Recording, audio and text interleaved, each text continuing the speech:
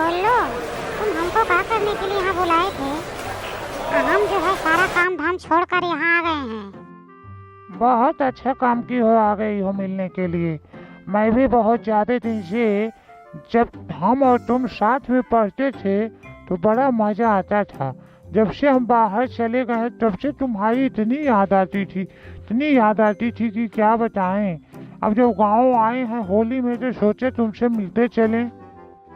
फिर बताओ, और कैसे रहे वहाँ? क्या जो है हाल चाल था? सब बढ़िया? हाँ हाँ, सब बढ़िया, सब बढ़िया। वहाँ भी जो है हमारी एक गर्लफ्रेंड मिली है और बहुत अच्छी है। उससे तुमको मैं मिलाऊंगा।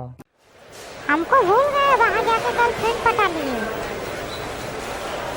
नहीं नहीं, तुमको भूला नहीं हूँ।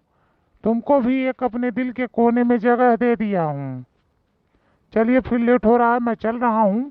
कल तुमसे बात होगी और अपने गर्लफ्रेंड को भी मिलाऊंगा मैं तुमसे।